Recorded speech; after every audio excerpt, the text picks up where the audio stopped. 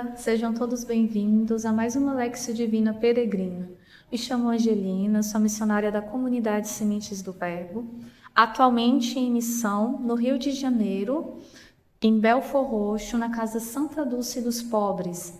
A nossa missão cuida de um lar de idosos, temos hoje 34 idosos e é com muita alegria que hoje partilhamos com vocês a Lexio Divina deste dia. Então hoje, quarta-feira, dia 4 de março, temos o profeta Jeremias, capítulo 18. Naqueles dias, disseram eles, vinde para conspirarmos contra Jeremias. Um sacerdote não deixará morrer a lei, nem o sábio o conselho, nem um profeta a palavra. Vinde para o atacarmos com a língua, e não vamos prestar atenção a todas as suas palavras. Atende-me, Senhor, ouve o que dizem meus adversários. Acaso pode-se retribuir o bem com o mal? Pois eles cavaram uma cova para mim. Lembra-te de que fui à tua presença para interceder por eles e tentar afastar deles a tua ira. Palavra do Senhor. Nessa passagem, nós vemos 3 situações. A primeira situação, nós temos o povo que conspira contra o profeta. Nós vemos no início do versículo que diz assim, vinde para conspirarmos juntos contra Jeremias.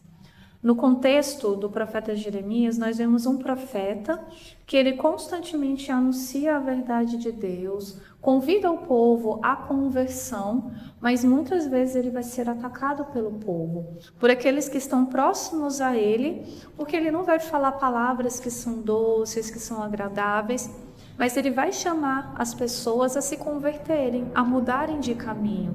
E isso incomoda muitas vezes. E nós vemos que eles vão conspirar, atacar o profeta com a língua. Eles vão dizer assim, vinde para o atacarmos com a língua, e não vamos prestar atenção a todas as suas palavras. Aqui nós vemos que eles querem difamar o profeta. E além de difamar, eles ainda falam, não vamos ouvir as suas palavras. É como se eles quisessem dizer, nós vamos calar ele, vamos difamá-lo e nós vamos tampar os nossos ouvidos porque nós não queremos nos converter, nós não queremos mudar o caminho. E depois nós vemos o profeta que ele vai clamar a Deus e ele vai dizer assim, acaso pode retribuir-se o bem com o mal? Pois eles cavaram uma cova para mim. E aqui o profeta, ele vai falar com o Senhor, ele vai falar, Senhor, já intercedi por esse povo. E esse povo agora, eles tentam mal contra mim, eles tentam contra a minha vida. E essa passagem é importante para a gente observar que muitas vezes o profeta, ele vai ser perseguido. Muitas vezes, quando nós assumimos anunciar o Evangelho, nós vamos sofrer perseguições. Mas isso não deve nos fazer desistir de anunciar aquilo que Deus nos pediu. Não deve nos fazer desanimar frente ao inimigo, frente aos combates que nós vemos ao longo dos nossos dias. Mas nós devemos manter um coração firme e um coração no Senhor. E uma segunda parte dessa leitura é que nós devemos também saber acolher os profetas que vão nos falar, que vão nos chamar a um caminho de conversão, acolher, escutar e mudarmos a direção quando muitas vezes nós não estamos no caminho que o Senhor deseja. No Salmo, nós temos o Salmo 30 e vai dizer assim, retirai-me desta rede traiçoeira, porque sois o meu refúgio protetor. Em vossas mãos, Senhor, entrego o meu espírito, porque vós me salvareis, ó Deus fiel. Ao redor, todas as coisas me apavoram. Ouço muitos cochichando contra mim. Todos juntos se reúnem conspirando e pensando como vão tirar minha vida. A vós, porém, ó meu Senhor, eu confio e afirmo que só vós sois o meu Deus. Eu entrego em vossas mãos o meu destino. Libertai-me do inimigo e do opressor. Aqui nós vemos um salmo onde a pessoa ela coloca toda a sua confiança em Deus. Nós vemos que é um coração aflito. Vai dizer o versículo 14, ao redor todas as coisas me apavoram. Ouço muitos cochichando contra mim. Todos juntos se reúnem conspirando e pensando como vão tirar minha vida. Mas ao mesmo tempo, logo a seguir nós vemos que vai dizer assim: a vós, porém, ó meu Senhor, eu me confio e afirmo que só vós sois o meu Deus. Esse salmo é muito belo, que é onde nós podemos colocar a nossa confiança em Deus. Então, quando você se vê muitas vezes atribulado, se vê angustiado pelas situações em que passa ao longo do dia, reze esse salmo.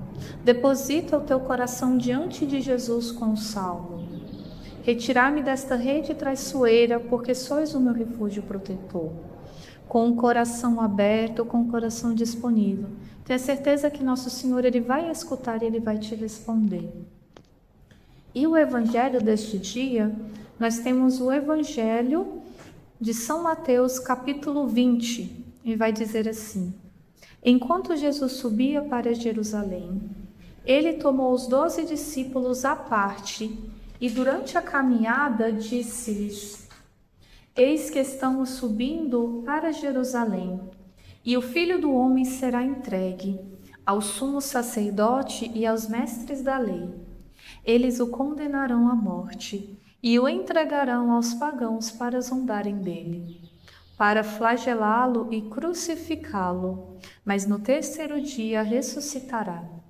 A mãe dos filhos de Zebedeu, aproximando-se de Jesus com seus filhos, e ajoelhou-se com a intenção de fazer um pedido. Jesus perguntou: o que tu queres?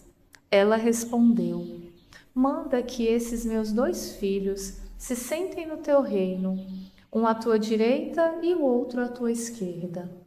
Jesus então respondeu-lhes: não sabeis o que estáis pedindo. Por acaso podeis beber o cálice que eu vou beber? Eles responderam: podemos. Então Jesus lhes disse: de fato, vós bebereis do meu cálice, mas não depende de mim conceder o lugar à minha direita ou à minha esquerda. Meu Pai é quem dará esses lugares àqueles para os quais ele os preparou. Quando os outros 10 discípulos ouviram isso, ficaram irritados contra os 2 irmãos. Jesus, porém, chamando-os, disse-lhes: vós sabeis que os chefes das nações têm poder sobre elas, e os grandes as oprimem. Entre vós não deverá ser assim. Quem quiser tornar-se grande, torne-se vosso servidor. Quem quiser ser o primeiro, seja o vosso servo. Pois o Filho do Homem não veio para ser servido, mas para servir e dar a sua vida, como resgate em favor de muitos. Palavra da salvação. Aqui no Evangelho nós vemos um contexto onde Jesus vai fazer o terceiro anúncio da sua paixão. Ou seja, é a terceira vez que ele anuncia aos seus discípulos que ele vai morrer, que ele vai ser flagelado, que ele vai ser escarnecido e que ele vai ser crucificado. Mas ao terceiro dia ele vai ressuscitar. Entretanto, nós vemos os discípulos aqui que parece que eles não estão muito atentos àquilo que Jesus fala. E vamos ver o caminho que Jesus faz quando ele quer nos falar algo importante.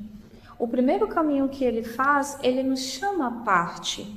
Vai dizer no início do Evangelho: enquanto Jesus subia para Jerusalém, ele tomou os 12 discípulos à parte e durante a caminhada disse-lhes. Então Jesus, ele primeiro nos chama à parte, quando ele quer nos comunicar algo que é muito importante. E ao mesmo tempo também é necessário que nós estejamos junto com ele, na adoração ao Santíssimo Sacramento. Aqueles que têm igrejas perto, está a participar dos momentos onde você consegue ter Jesus, onde você consegue adorá-lo. Quando muitas vezes nos é difícil, retirar um momento à parte, um momento sozinho, onde eu vou pegar a minha palavra e eu vou rezar com aquilo que Jesus disse. Depois de Jesus chamá-los à parte, Jesus vai dizer: eis que estamos subindo para Jerusalém, e o Filho do Homem será entregue. Jesus revela aqui o que vai acontecer. Entretanto, os discípulos, eles parecem que eles não estão atentos. Percebemos isso quando a mãe de Tiago e João, ela vai pedir para Jesus para que um filho se sente à direita e o outro à esquerda no seu reino. Então, muitas vezes Jesus nos fala, mas nós não estamos atentos. Nós estamos muitas vezes presos naquilo que é o nosso desejo pessoal. E isso nos impede de depois entender qual é o projeto que Deus nos tem.